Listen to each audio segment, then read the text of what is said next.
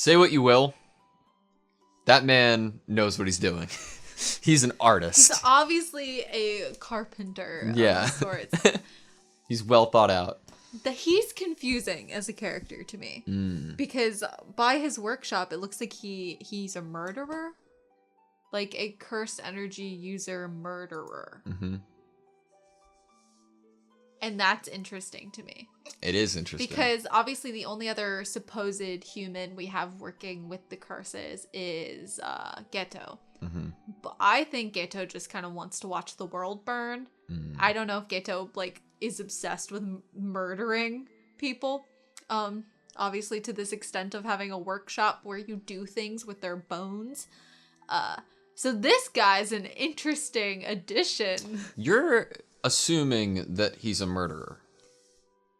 He wants to kill Gojo so he can use Gojo's bones for his coat rack. But he hasn't killed Gojo yet. He could be using cadavers. He could be using already dead people to also really bad. Pursue his hobby. I mean, taxidermy, making coat racks out of humans, same thing, right? I'm sorry. But it's interesting. It's an interesting thing. I'm glad we got this Juju stroll.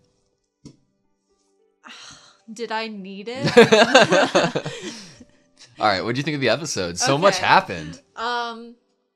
So I got really we had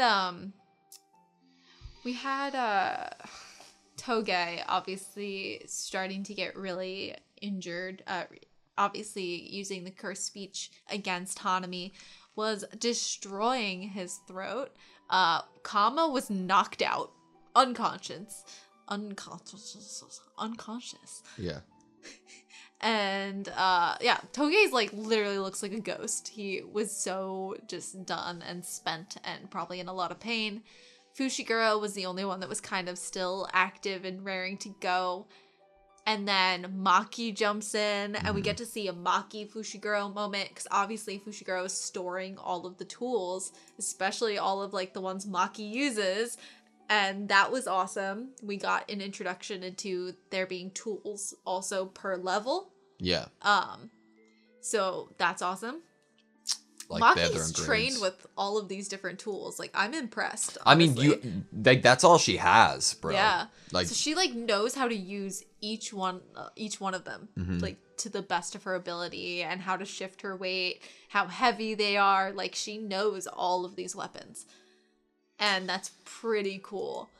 And then we had Maki blasted Hanami away, which was also really awesome that Maki was able to do that with no cursed energy. Yep, just by using Playful Cloud. Awesome. And then there was what was that bud? The bud that Hanami put into Fushiguro.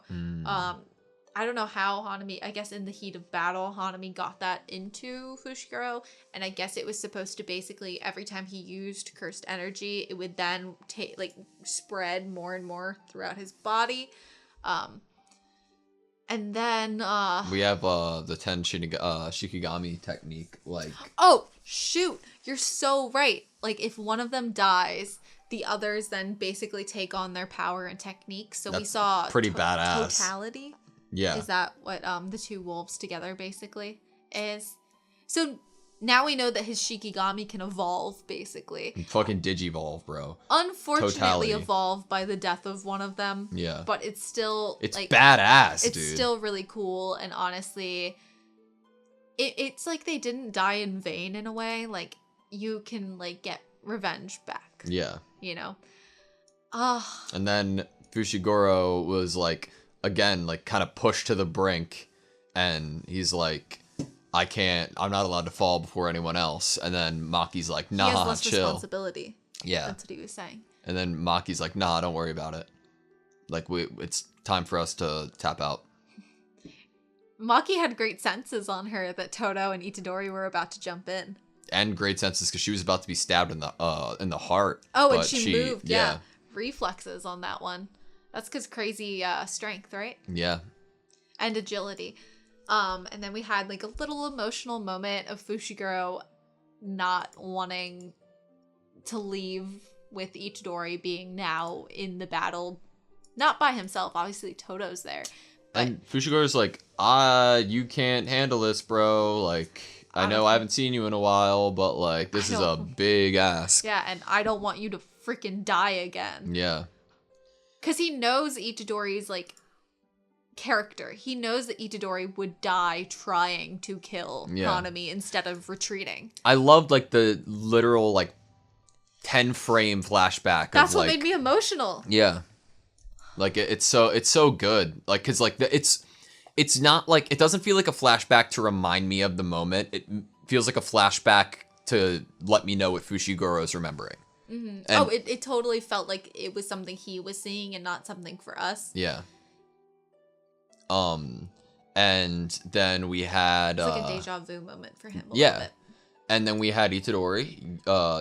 First of all, Itadori's scary, bro. Like, when he figured out that Hanami could potentially have been working with Mahito, like, he lost it. Like instantly. His anger took over, and Todo had to snap him out of that. Yep. And then, fun fact, again, I could be wrong about everything. Fun fact, but during the scene where Itadori is concentrating, right? Mm-hmm. He and Hanami is like, what tremendous concentration. I believe, could be wrong, that the mangaka for Jujutsu Kaisen was a little frustrated of the format of manga and felt a little limited and constrained by, like, paneling. Mm. So in this scene, in this panel in the manga, the drool drops down the entire page and interrupts like other like manga squares. I love that. Isn't that awesome? I love that. Super cool. We learned who has not tasted cursed energy. Yeah. So I'm guessing Utahime and the guy with the beanie, which Nanami said he would recommend, have not. Or would you say they have? Okay, that's a really good question. Because I was like, of course Gojo has, right? He's so strong. So here's the question: is that are you using two different sources of imagery here? Are you saying that these two have it and these two have? Or are you saying that one has experienced it here and one hasn't, and then one has experienced it here and one hasn't? Well, he said it. He said have first and show those two were shown. Yeah. And then he said have not and Gojo not. I know the answer. I'm just saying, like, at the moment I'm gonna guess that it was literal, like, to the language. Like, yeah. Okay. These have not, that's what's shown on this. Have, those are what's shown on the screen, and then have not, those are what's shown on the screen. Okay. Which is like, whoa. Does that mean that if Gojo tastes his own cursed energy or whatever, that he will be even stronger? No. Experienced Black Flash. So in, like, they've done it themselves or had it done to them? So who are the two that you think have experienced Black Flash? Well, I thought that that Utahime and the beanie guy have, because they were shown first, and have was said first. But that's it's a subtitle, at least. That is true. It is a subtitle. It could be anything. You know? Mm-hmm. Because I don't know. You just can't tell me. I can't tell you. But the visualization of the Black Flash was so freaking cool, dude. Like, just seeing, like, literal reality distort and warp like, into a droplet. And just, I love, like, the scenes of all, like, the saturation's gone and it's kind of like a red tint to a black and white drawing. That's another reason to think Utahime has experienced it. Because she and the beanie guy are covered in the red tint. That's true. Yeah. That's true. But okay. Did you like Todo's like explanation? I thought this was perfect. Yes. Yeah. I mean, you've been throwing in an ingredient you've never tasted before, and like that's like I can it's so vivid. Everyone knows that like a really great chef needs to taste their food as they're cooking and like continuously taste their food and even taste an ingredient before you put it in the pot. Because, it's such a drastic difference. I mean, like, I've cooked before sometimes, and sometimes something doesn't taste exactly right, like a vegetable. I'm like, this tastes a little different than normal or whatever. You know, like that's why you have to continuously like taste things. And I think it's an even like greater difference. So I like how I think of it is like you're a person who all your life has to cook a meal for another person, but you've never eaten before. You've never had food before. You see a potato, but you're like, I've never had this before. So you're just throwing it into a pot, waiting for the timer to be up, and then handing it over to a person. Instead of like, and now you actually know what this tastes like, so you know how you'd like it prepared or what you would do. It was probably like when Maki saw curses for the first time. Yeah. All her life, she wasn't seeing curses, wasn't feeling the fear. And so she was protecting Mai, who could see them, from these things that she couldn't even fully understand the fear that Mai was feeling. Yeah. But then now that she has those glasses, she can finally see them and she can understand the fear that Mai might have had. Yeah. Potentially. We've obviously haven't, which credit to Maki, she sees them now and still is as like determined and fearless as ever. During the fight with Hanami, when the rug got ripped from under them, like it's so brutal that, you know, no holds barred, Hanami's just going for the kill, right? There's no possible way that they could dodge midair. Holy shit. You have a brother. Like that, like this, it's such a great moment, dude. It really is. I was actually trying to figure out how, like, what would happen to them if they fell from that height like that without obviously bracing themselves in any way. And then to, like, have that, they've moved from best friends to brothers. There was such a good line when Toto slapped Itadori. It was such a good line. Yeah, right here. 1310. Your friend has been wounded, and worse yet, they've rained on your honeymoon with me, your best friend. Like, I was losing it. Oh my god. I have like two more things that, specific to Hanami. So I wrote down explaining techniques. So that would put obviously Hanami in like a similar vein to Nanami. Oh, they rhyme. Okay. They both explain their techniques, and so Hanami said, I think it made it work faster when she did that. There's an actual reason for explaining your technique. It benefits the power or the ability in some way. Yeah. So that's that was badass. That's so cool to have in an anime. And it's interesting because normally we're used to like more confident or boastful characters being the ones that announce what they're going to do. And it's interesting that it's a total different energy and reason why, I guess even probably Nanami too, the characters in the show are announcing what they do. Yeah. It's less like cocky. It's more just like it has a purpose. It's less cocky and like, oh, that's just a stupid anime trope explaining your move for no reason. It removes it from the anime trope of explaining your moves because you're like think that you're gonna win. It's such a simple change, but it makes a difference for me. Yes. I also wrote that instinct and reason.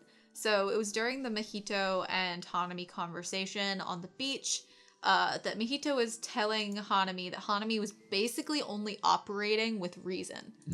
And her reason for her mission, her action, obviously to save the planet, and not ever thinking about like her instincts as a creature, as a curse. And I think that could be like a conversation both about humans and about curses.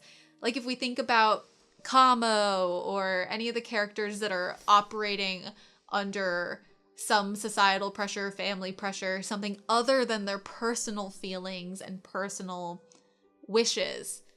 It's like they have their reason, but they're operating under their reason and not their own personal, like something that's like inside them, their heart. And I think that can be closely related to an instinct of a curse. That's a cool comparison. So I thought that was interesting to have there. I like that. Okay. That was like Parallel. all I really had on, I think we talked about everything. Not really sure fight-wise where we're going here. Well, we're going to Toto's technique. Oh, right. Yes. Okay. I do know where we're going, but I don't know what it means. Yeah. All I know is that part of me feels like it's going to be something like a superstar, pop star, idol themed. Wouldn't that be funny? What if gives he you just, that like, idea? Oh, just his personal interests. Like, if he just, like, strikes a pose like this, I would die. And that's how he unleashes his technique. Okay. Huh. I have no clue what it's going to be like, but I'm honestly, like, impressed and excited to see it because of the strength Toto has without using his technique. Yeah. Oh, was it this episode that, we also got a little hint that Kamo wasn't using his full... Yeah. potential, his full techniques against Fushiguro. And technically Fushiguro was not against Kamo as well, so like... Yeah. Can't get mad at someone for holding out on you when you were also not doing things to your fullest. Not that they should, because they literally technically are on the same side. Yeah. So. All of them are kind of holding their punches, like Yeah. if they're not against Itadori, you know? All right, you ready? Yep. Cool. Thank you guys so much for watching this video with us. Please like, comment, and subscribe, and we hope to see you next time.